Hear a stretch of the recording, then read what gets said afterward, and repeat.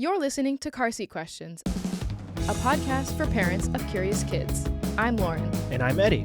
And if you're anything like us, you either have a kid or you care for a kid with questions. Questions about all sorts of things. So, for the next half hour, hop into the passenger seat, buckle your belt, and become childlike with us as the Lord takes us where He wants us to go. Enjoy the show.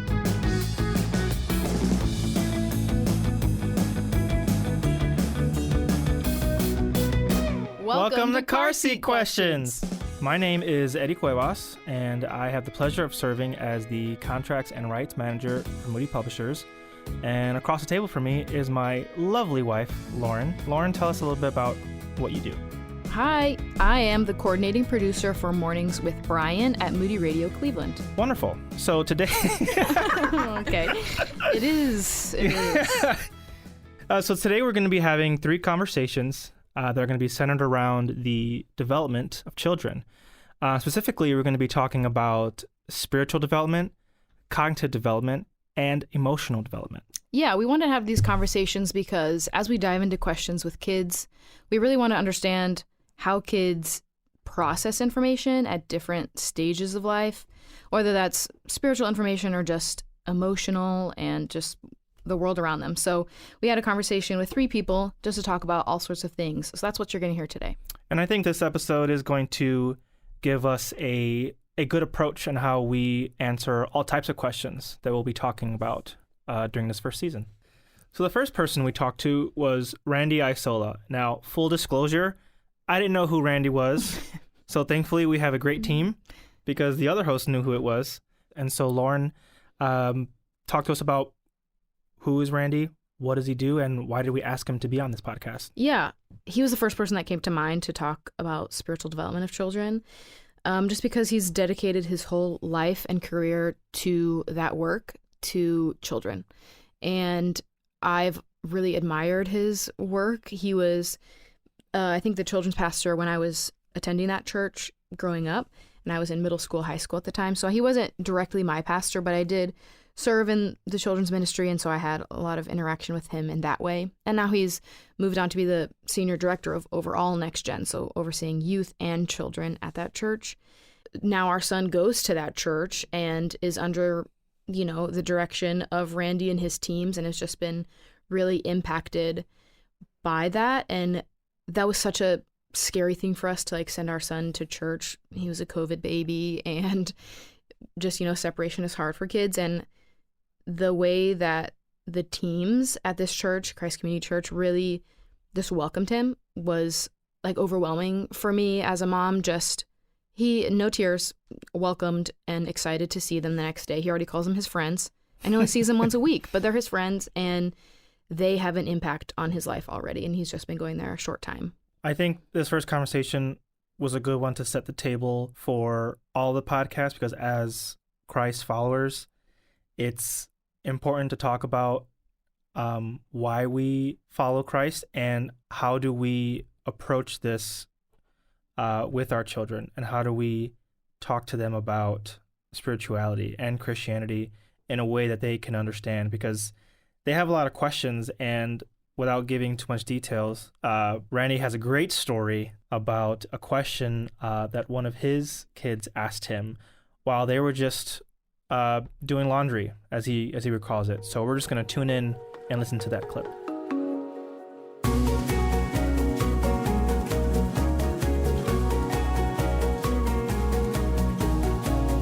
Thanks for joining us, Randy. Happy to do it. It's a pleasure to be here. I know that you didn't believe me, but truly, you were the first person that came to mind when we were talking about how to develop a child spiritually. And I just have really admired how long you've been in Next Gen ministry. And it wasn't just a stepping stone for you. I think a lot of people can just I'm going to be with the kids and then I'll grow up and be with the senior pastor. But I've really admired that you have a heart for and are vested in children's lives. So that's kind of why we wanted to talk to you today. And I do. I genuinely believe that when you impact a child or a student, it has long-term and obviously eventual eternal impact. So I think the more people take that seriously, whether it's in the church or in the home, and try and do it really well, the better. So that's why I've dedicated my life to doing that. And Randy, that really stuck out to me in your bio, where you say that you believe to lead or join endeavors impacting kids and students for Christ is one of the greatest internal investments anyone can make. Can you just unpack that a little bit as to what that means for you? Yeah, I think, when you look at the fact that there's been plenty of research done about the value of reaching children when they're young and what that means for them long term, and the effectiveness and the impact of investing in reaching children versus waiting until, people are into adulthood, and things that talk about how at what age a person's worldview gets set, and that's generally pretty young.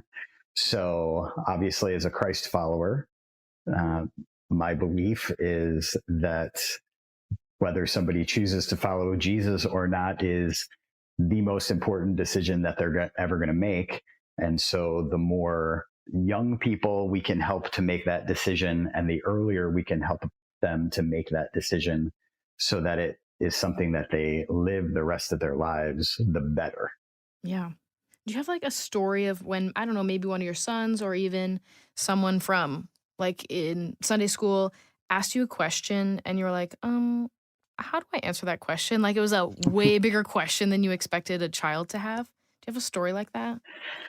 Yeah, I think, we get questions like that all the time. I think in our church context, as we're putting kids around leaders, whether those leaders are students or whether those leaders are adults that are working with students, I think people are often surprised at the spiritual depth of questions that kids ask. I think people are often surprised at sometimes the difficulty and the hardship of life situations that kids and students are dealing with.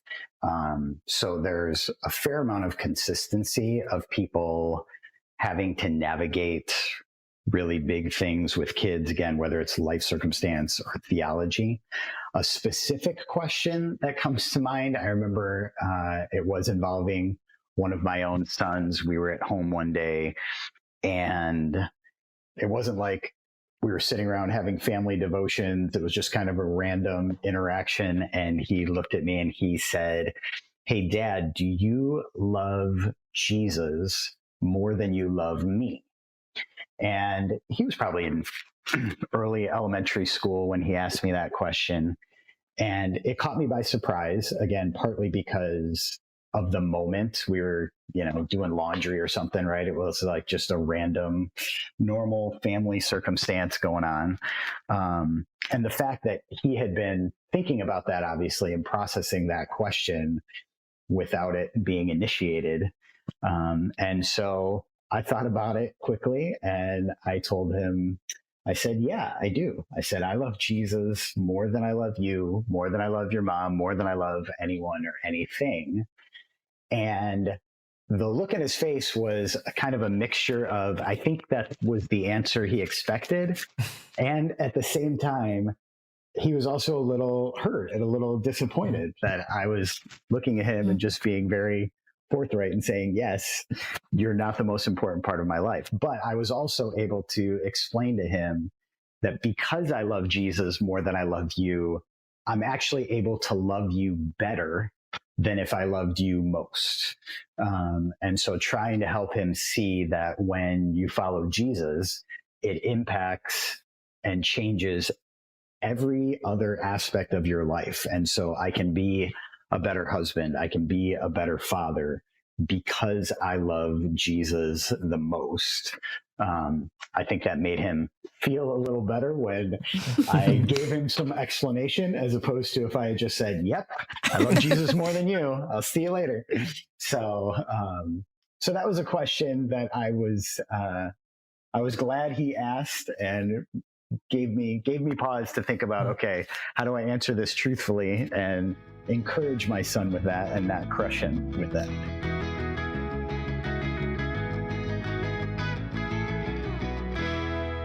We had this conversation several months ago with Randy, and I wish you guys could see our faces when he told us what the question was. My mouth literally dropped. What a hard question to answer. Because, yeah, we all do, well, maybe not all, but we should love Jesus more than our families. But what like a hard question to have to answer your elementary school age child. And like I said, it was months ago, but I've thought about this conversation with Randy many, many times since then. Just the impact of that conversation for me has stayed with me for a while, and just what the types of things that kids think about, and we have no idea what they're thinking about until they ask. Yeah, I when I heard the question that Randy talked about, I immediately imagined, if my son was to ask me this question, what would his face be like? Yeah. According to the answer I'd give him, because that is a tough question. That is a tough question, and again, something important that Randy talks about is, like, as he's thinking, because you're like, he's on the spot, right? And he's not like, oh, well, I'll come back to you, son, when I'm ready to answer your question, because again, it's the setting is just a very just like informal thing where they're, just like hanging out, as father and son. And one thing that was important that he talked about was like, how do I answer this without like crushing my son's like spirits? Yeah. Because that's like another thing that we, as not just parents, but as adults, like when we talk to children, like our words matter, and what we say and how we say matters. And so I think like something that I took away from that is like, when I'm talking to our son, how I say things to him is going to have a significant like impact on his life long term.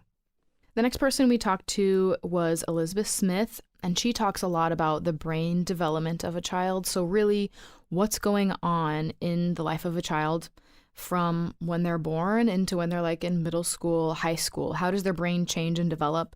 And how do they start understanding information differently, intaking information differently?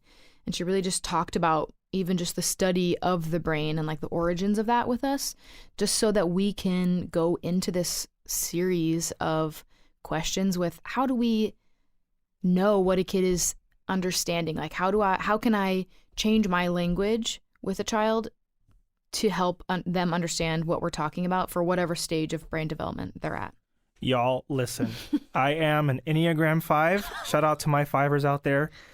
I was gobbling this information up.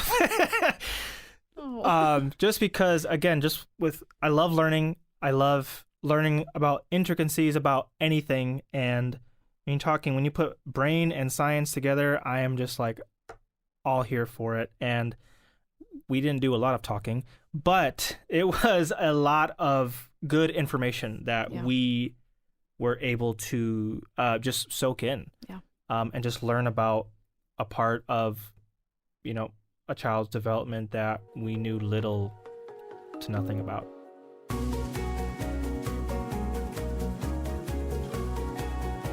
In this series, we are finding it important to talk about the heart, mind, and soul of a child. And today we have the pleasure of talking with, can I call you Elizabeth? Please do. Yes. That would be my name. We have the Feel free to pleasure use it. of speaking with Elizabeth Smith today as we talk about the mind development of a child. Yeah. Elizabeth, can you share with us about your background, what you're teaching here at Moody, who you are? Yeah, happy to. So I'm Professor Elizabeth Smith, and I'm the program head for Children and Family Ministry, and I am the field chair for education and counseling. So I work with human services, pre-counseling majors, elementary education, and children and family, which I get to lead that whole program, which is great.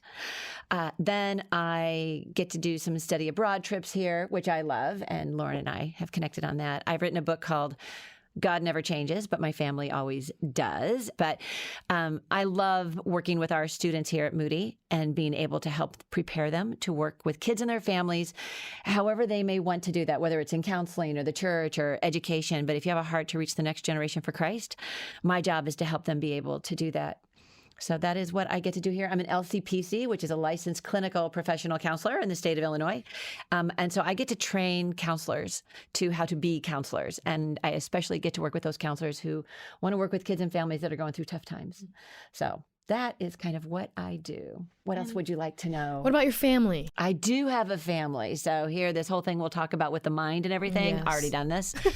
They're all raised and they are all young adults and married. So we've been blessed. We had 3 children, or we do, boy, girl, boy. So we are empty nesters of only a few months, and we both miss them, but we love them too. So, but Brian and I have been married 33 years. Have our 3 kids. They're all raised and married and off in ministry. We're very blessed that they know Jesus. So we get to do that. And my husband's a pastor, so I'm a pastor's wife on top of all of that. And we've been in ministry our entire married life. That's great. Thanks for sharing with us. Of course.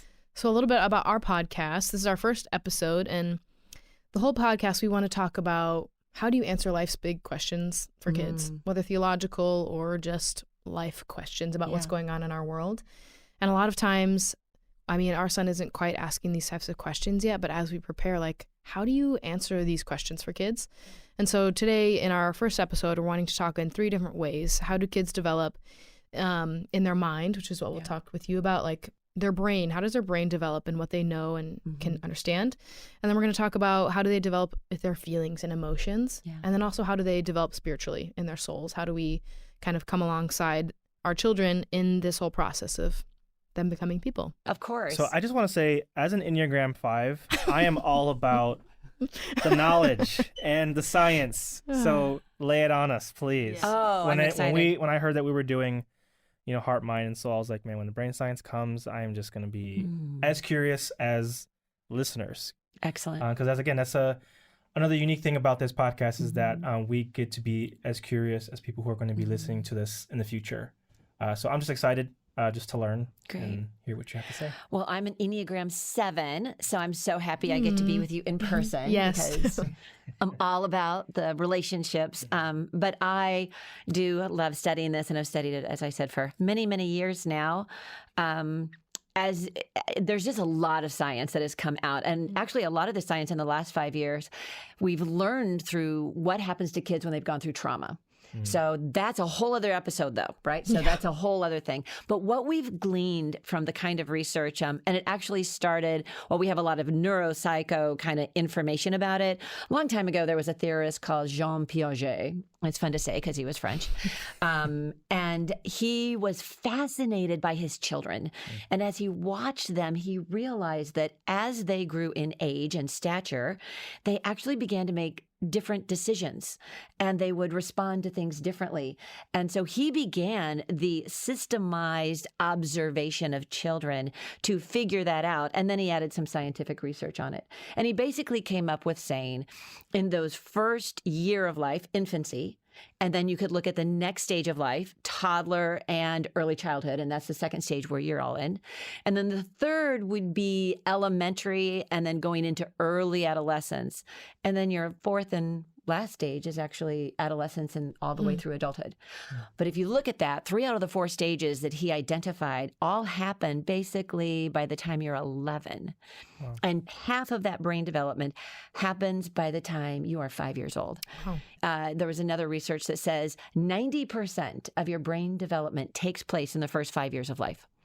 And the last 10% actually just builds on that. We see a radical change when they enter adolescence. That's huge of what happens to the brain. But if you think about that, those first 5 years of life and then going into middle childhood, which is your third stage, how important is it for us to understand how does this human life work just practically, physically? A verse that I would bring up is in 1 Corinthians 14, where Paul is rebuking the church. If I was going to write a commentary on 1 Corinthians, it would be the church that's one big hot mess. That's what they are. They made more bad decisions than you can imagine. And he finally, one of the things he said to them is, God is a God of order. He is not a God of disorder. He's not a God of chaos. He's a God of order. And if we take that to heart on who God is, we see that in the development of the human being. So for our children, as they are born, and then we watch them develop all the way, and let's just pick from birth all the way through elementary school. So before they go into middle school, we see this massive change, but it's orderly. And it's actually what we would consider universal. So no matter what country you're in, what historical period, God has a blueprint of how we are created. And you're going to see that again and again. What's nice about that is we can actually begin to predict things. So if we study typical human development, and typical meaning the majority, we would look at the majority of how we develop as people. I do want to give a shout out to our precious families who have children that are atypical in their development. So we're looking at neuroatypical, and this may be because they were born with a rare genetic disorder, or maybe something happened while the child was young. But in other words, these are our children who have special needs because they have atypical development. So what we're going to talk about today is, again, that typical development, knowing, however, also that children come in different packages, right? Different personalities, like you're a 5, I'm a 7. Lauren, what are you on the Enneagram? 6. You're a, oh, look at this, 5, 6, 7. We're like the perfect team right here, right? But we're different. So we do perceive and process information differently. I will tell you this, it is easier to change a child's IQ than it is their personality. It is easier to change that child's IQ. But knowing that, then, we understand they're going to process information differently because of their personality. But if they have more typical development, we can kind of predict what they're going to be doing, what they're going to be saying, how they're going to be processing things. And if we understand that orderly pattern, then that can take some of the pressure off of parents, because I know where they're at and where they're coming from.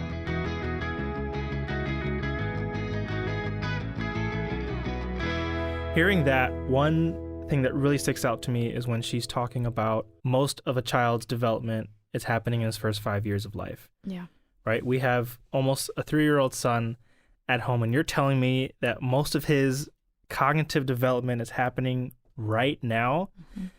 And just given, the state of the world, just how much time parents have been spending at home with their children, and sometimes I feel like, man, we're just sitting here. We're just sitting here not doing much, but his brain is still going. It's just like, man, that was just really enlightening for me. And I don't feel like I need to be like doing stuff with him all the time, but it gives me some insight, right, on what's happening in his little brain, in his little body. Yeah, we've even seen like, at this age, they start playing more independently, and they just like create their own little worlds, and watching them play by themselves, and what are they making up in their brains that they're like little cars are doing, little trains back and forth, and just like making up a world around them because they're intaking so much information at this age. Yeah, the conversations he has with himself is what really get me. Yeah. Yeah. The third and final person we talked to, just to get our heads wrapped around cognitive, spiritual, and emotional development of a child, was Brooke Ervin, who actually is my sister. Yay. Yay. She is a counselor, and she has spent much of her time counseling children and families that have had some traumatic things happen to them. And so she spent a lot of time in the emotional world of a child. And our big question for her was, why are the emotions of children, why do they feel so big to us?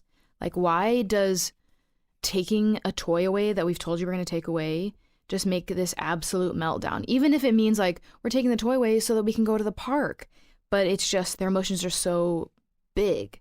And so that was kind of our main question for her. Is a lot of times, we hear about the terrible 2s, or sometimes even say like even the terrible 3s or worse, but like, why does it feel like that for us? Yeah, and I think with talking with Brooke, it was helpful to get an understanding that children are oftentimes misunderstood, right? Because we see and experience tantrums as like negative or bad behavior, when it's actually healthy behavior and it's healthy development for them.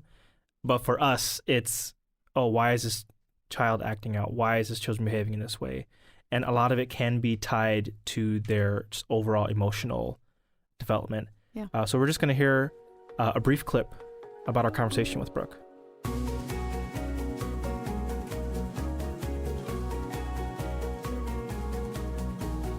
In this segment, we are going to be focusing on the heart, mind, and soul of our children, because we think it's important in order for us to begin to help answer the questions that they have for us as they grow up. And today we have a very special guest, Brooke Ervin, who I am blessed to call my sister-in-law.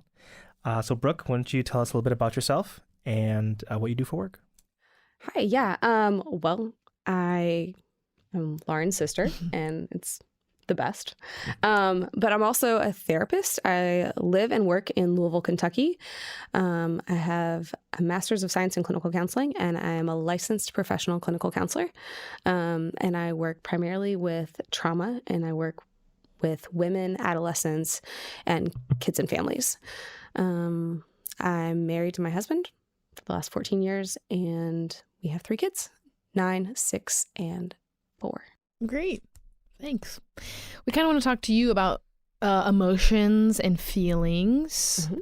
I think we can, all of us who are parents, and even people who aren't parents that just like are around kids, can see in kids that they just have these really huge emotions, but tiny little bodies. Yes. We often talk about like kids' emotions are bigger than their bodies, but what does that actually mean? Because I know practically like, oh, they just have a lot of emotions, but what does it actually look like for their feelings, their emotions to be so big? Well, I mean, part of that is, they're born with their emotions. They're all there. So, itty bitty people still have anger and happy and sad, and they're all there fully developed. And what isn't developed is the ability to regulate those. So what they have to learn through various stages of growth is how to regulate their brain to think logically, how to be adaptable, how to have emotional skills, how to have relational skills. All of those things are there, but at the core, those emotions are still there. Yeah. And they have no ability to go, it's going to be okay. Like, they have no ability to tune in and recognize, hey, mom said 1 minute, and when she says 1 minute, she means 1 minute, and she shows up 1 minute later. Yeah. They don't have any framework for that you are regulated, that you can help them regulate themselves. They can't see anything outside of their own perspective. So yeah, their emotions unregulated. Any of us completely unregulated would be off the chain. Think about the time you're walking down the street and someone, elbows you, and you're like, yeah, you elbowed me really hard and I want you to say I'm sorry. And you have like all these justifying things. Can you imagine if that was unregulated and you didn't like have societal norms or the ability to calm yourself down and the ability to realize like, oh, it's not that big of a deal. And that's where they're at. They don't know how to regulate their emotions. That part of their brain hasn't developed yet, that they're not logically online. So they can't think logically. They don't have relational skills, emotional skills, insight, adaptability. They're not able to tune into their body, and that's what we have to teach them. So they just have the core raw emotions disconnected from everything else. How do we teach them to like regulate? I know that's like a really huge question, but like how do we teach them to regulate their emotions or like to find constructive ways to let their emotions out? I think we model it for them. We do it with them. So if it's my kid's exploding and they're wanting to run away, run to me. You're safe. Come here. Like, I've got you. Let me help you. Like, so I'm teaching you. You come to me and I will hold you and help you calm down. We teach them breathing. We teach them, hey, it feels really big in here. We identify it for us. So some of it's just, I'm going to identify this emotion. You look really angry right now. How about we take some breaths and see if we can calm down? So catching their emotions, identifying them for them, and helping them learn, oh, when I feel this way, this is what I can do. Yeah. Or you seem really sad right now. Do you need a hug? And so some of that comes really naturally for us as parents. We're like, I'm going to give you a hug. That seems really natural. Or you seem really happy. I'm going to be excited and hug and rejoice with you. It's the negative ones that we have to help learn, teach them how to regulate and help them learn. I feel like it's just practicing, because you could get a 6 or 8 or 10-year-old that had never been taught to regulate themselves. And my kids didn't start off doing it. Yeah. The first time I told my child, one of my children, I won't tattle on them, but like one of my children that was running off angry, actually like, run to me instead, run to me. And they ran to me and they hugged me and wrapped their arms around me. And I was like, squeeze me as tight as you can, squeeze all of your big feelings out. I can hold them. You're safe. And I'm telling them, you're safe. I can hold them. They're okay. They're good here. And then I felt my child like breathe and their whole body relax. And then I kept prompting it over and over. And then they learned, oh, And now, without even thinking about it, this child runs to me when their feelings are big and they'll squeeze me tight. And for me, that's awesome because it's also a good indicator for me. Oh, their feelings are really big right now. They don't know how to handle it. They're shutting down. They need help. So I've given myself that kind of built-in, oh, come to me. You run and throw your arms around me and start squeezing me tight. I'm going to stop and pause and tune in and help you get through this. Versus if you run away, I'm cooking dinner, I'm chopping onions, like I'm making all the things, and I have to stop and pause and get to a space and then come chase you down and see what's going on. And I'm 1000% able and willing to do that. But if you run to me, I can help you regulate right here, right now. We can talk it out in the middle of whatever we're doing.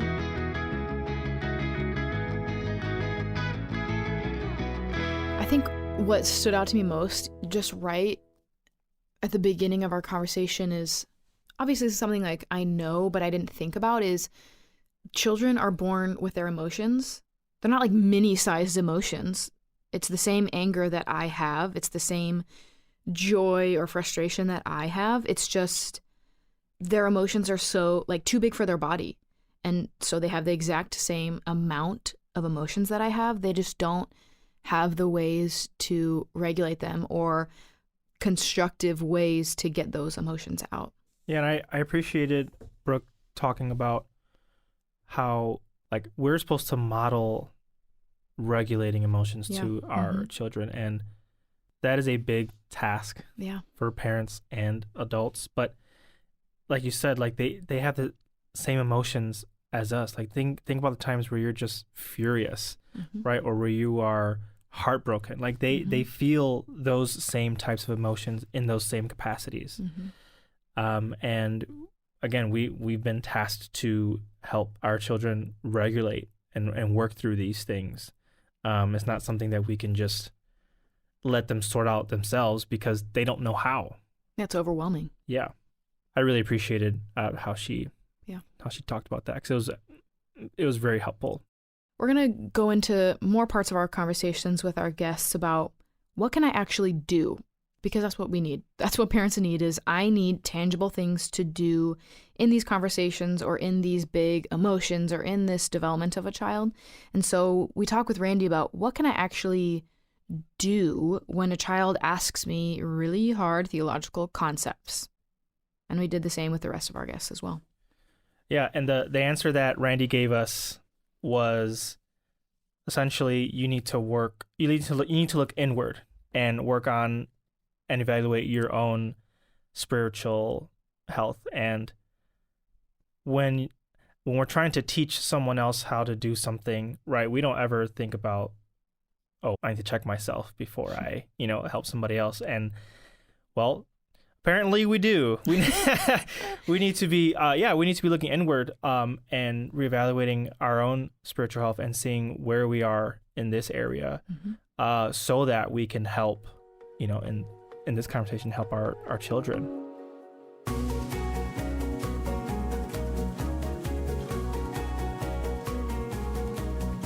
How do you prepare to even I guess you can't really prepare for things you don't know are coming, but how have you prepared yourself to answer these types of questions for kids? What do you is there any practice or things that you read or blogs or people you look up to? How do you prepare yourself for these theological questions that kids have?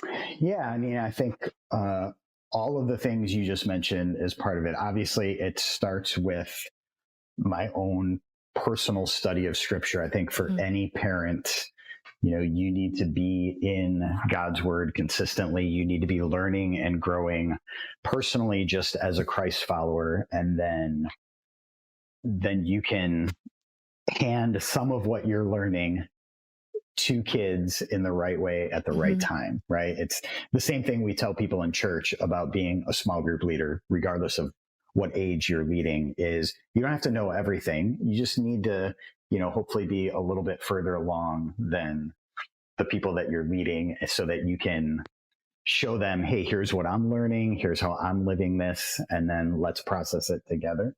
And I think in a lot of ways, it's the same as parents. We want to be growing spiritually, and then be able to pass on to our kids, here's what I've learned, and here's how I'm wrestling with it, and here's how I'm living that out.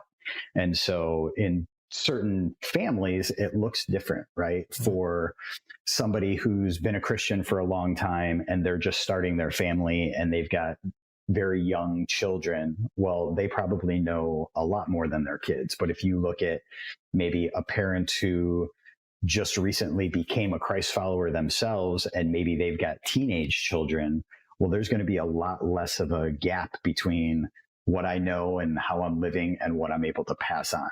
But that's okay. Like it's largely about how are we growing personally. So obviously starting with scripture and consistent worship in church and, how are you learning and growing? And then, reading things from other parents, getting around parents that are a little bit further along than you and asking them questions and learning from them. So, and then just being okay with the fact that knowing no matter how much you study, no matter how much you're trying to prepare on the front end, there's going to be circumstances that come up. There's going to be questions that come up that you're not going to know the answer to.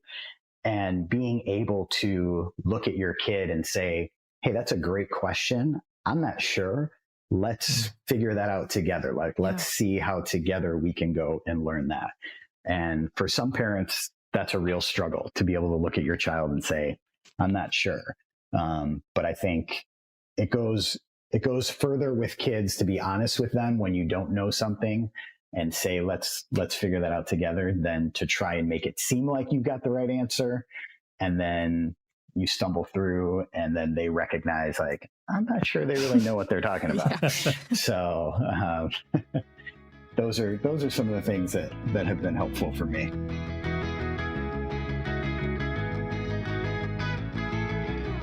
I think what's convicting but is helpful is that we have to work on ourselves.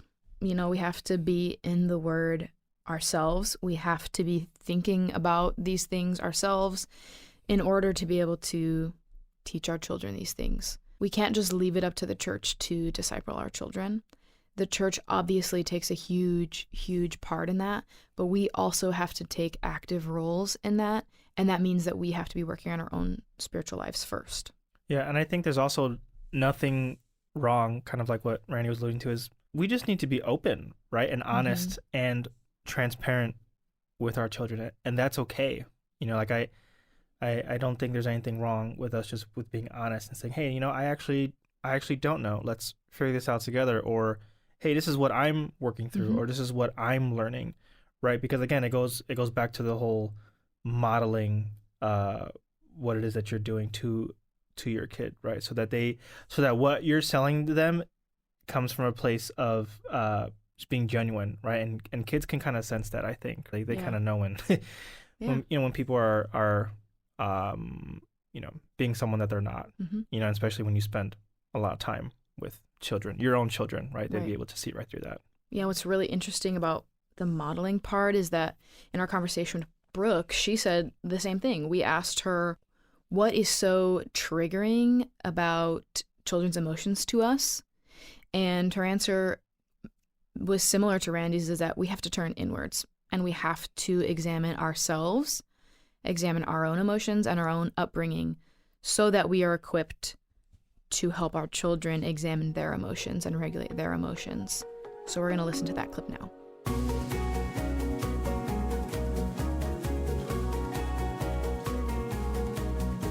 I think we often find, maybe I'll just speak for myself and not everyone. I often find that my son's emotions are incredibly triggering to me. I actually, once I became a mom, I started therapy because I was finding out that I was just like a really angry person. And I would have never categorized myself as an angry person before, but it felt like, and this is probably not the reality, but it felt like becoming a parent made me an angry person. And so why is it that our kids' emotions are so triggering to us? Yeah, I think this can come from a couple of different places. One is, how are we parented? How are we responded to when we had emotions or we're being emotional? And this can come from our cultural beliefs, the beliefs that are existing in our families around children. whether that's like, oh, they should be seen and not heard, or they should always obey and I'm always in charge and I rule the roost and they comply, or even faith environments. And, whether that's many different faith environments and how children are to behave in the home, and people take all different verses and use them the way that they want to use them. And then just beliefs within the culture that we live in around children and how they're to behave in public or how they're to behave in these different environments. And so all of those have to be looked at. How were we parented and what were the beliefs that we were raised with regarding children and where they're supposed to be? And we have to get healthy ourselves before we can help our kids get healthy. If we aren't healthy, we're parenting from our history rather than from where our kids are.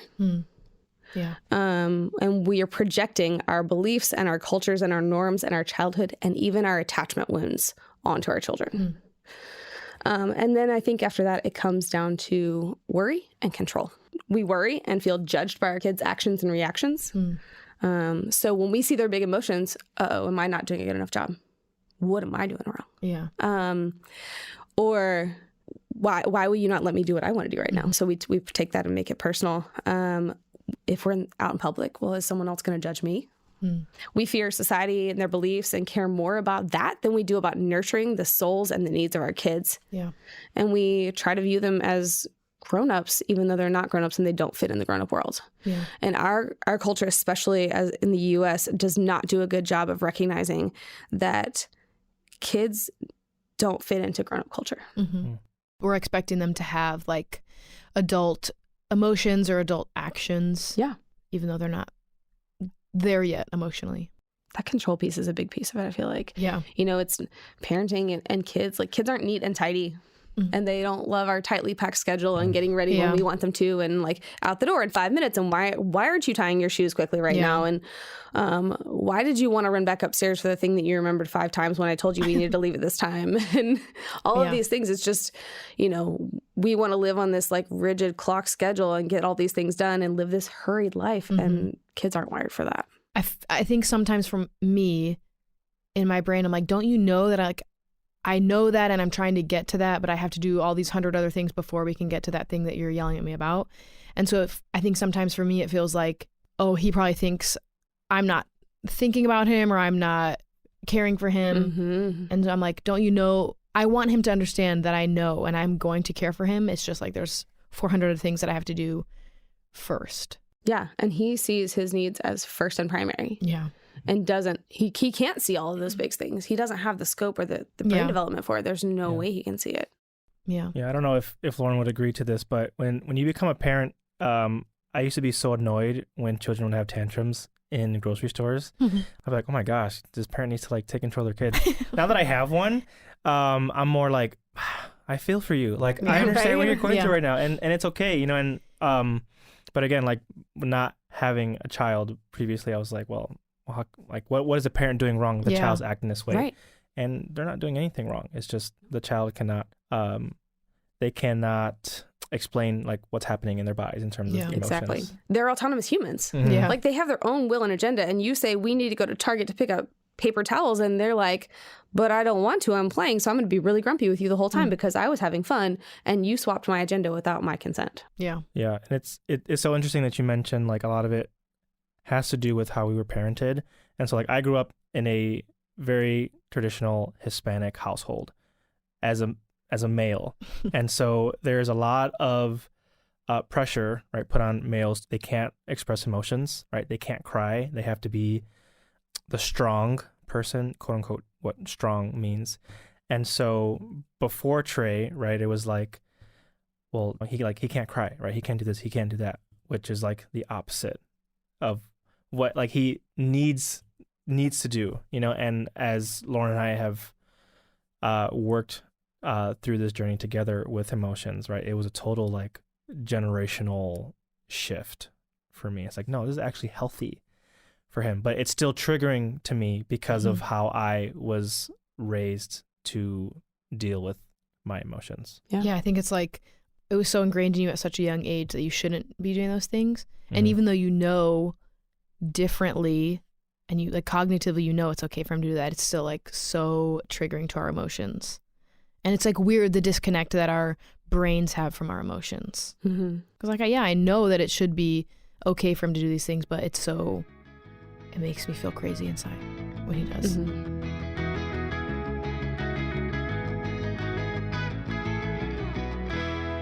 I remember sitting there listening to Brooke talk about this, and it was, I don't even have a word to describe it, but it spoke to me a lot just because of my own personal upbringing in regards to emotional health, right? And for me, emotions were not an easy thing to navigate in my household.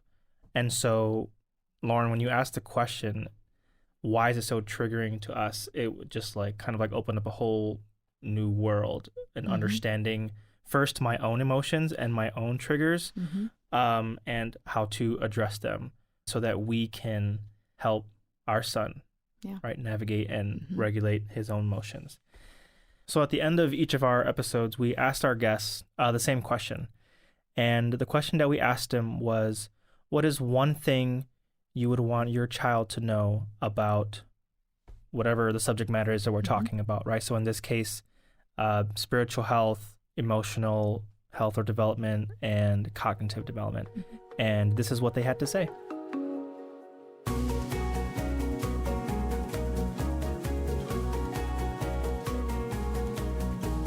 We have one final question for you. It's a question that we're going to ask all of our guests. What do you want your kids to know about their development? But I'm going to change it and say, what do you want parents to know about their kids' development? Like the one thing you want parents to know. I would encourage parents to take a deep breath and realize that the word development means journey. And along that journey, sometimes I think of whitewater rafting. I actually loved doing that when our kids were younger, and we had so much fun. There are times in that river where everything is wonderful and you're going right along. And then sometimes you come around a corner and you were not expecting those rapids or how big they were. Or sometimes there's something in the water and it just changed. You kind of just don't always know what's ahead. But even if you're in the whitewater rapids right now, it doesn't stay that way. You know, there's going to come a time. So there's an ebb and a flow to it, the unpredictable, and it's just a part of the journey. And what we get to do with our children is we get to come alongside of them in that journey, very prayerful, asking God to really work in their life, to know Christ as young as they possibly can. D.L. Moody said that if a child comes to Christ, a whole life is saved versus waiting until they're adults. So pray, be a part of that journey, enjoy the journey, but it's a journey. Every moment in time doesn't define the end of that journey. So even if you blow it, right, on those days when you're not going to be patient and you're about ready to pull your hair out, it's okay. It's a journey. Take it step by step and knowing that it's all teachable moments. Some you're going to get right, some you won't. But as long as you are on your knees praying, you're loving your child, enjoying them along the way, take some of that pressure off.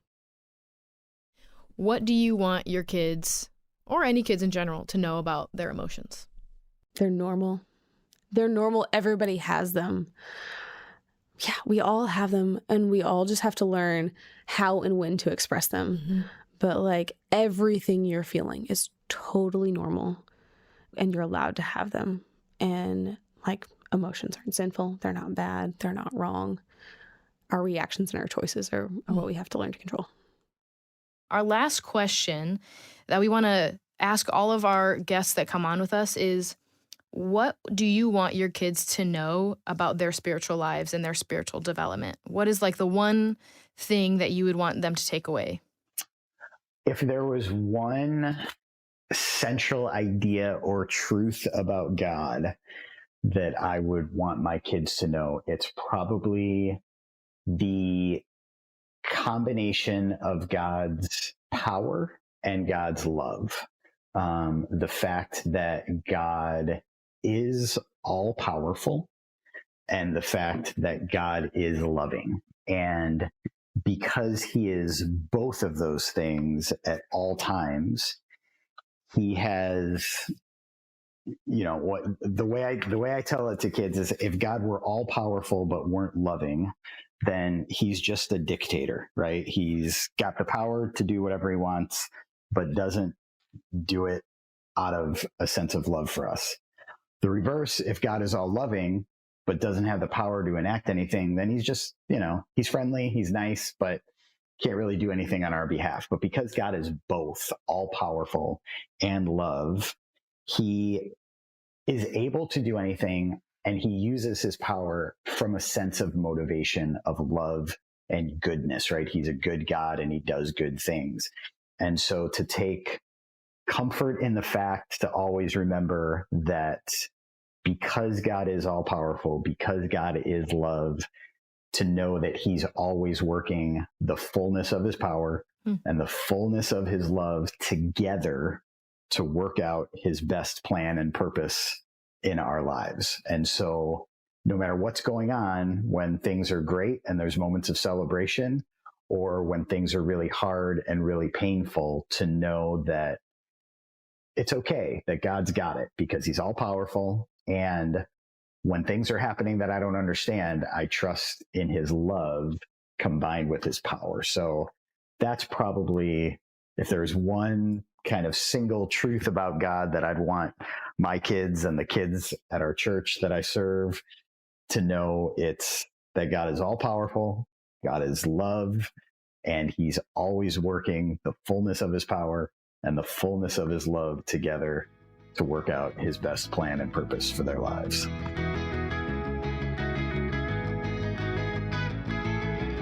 When we had this conversation with Randy, I actually cried, and I'm about to cry again. It's just so sweet to hear his heart for children and what he wants for them, and it really spurs me on to be a better spiritual leader of our son, and to grow him up in what is true of him because of what is true of Christ. So that really got me. Yeah, and just thinking about how we can tell Trey, hey, God is always working out his plan for his glory. What? Yeah. But yeah, that again, what he said at the end was just very special to me, because God is always, he's all knowing, he's all powerful, and he is always working in and through us, sometimes for our benefit, or sometimes it's not, at least how we view it, but for him it is all for his glory. Yeah. Thanks so much for joining us today, you guys, and listening and starting to take this journey with us. I hope you enjoyed today as much as we did, and I hope that the episodes to come are fruitful for you and bring about just questions that you may need answers to. And we hope that you can continue to join us. Episodes come out every week on Wednesday, so be sure to subscribe and follow so that you don't miss an episode. And please feel free to leave a review for us wherever you get your podcasts. You're also welcome to follow us on Instagram and TikTok at CarSeat Questions. We'll see you next week. Bye.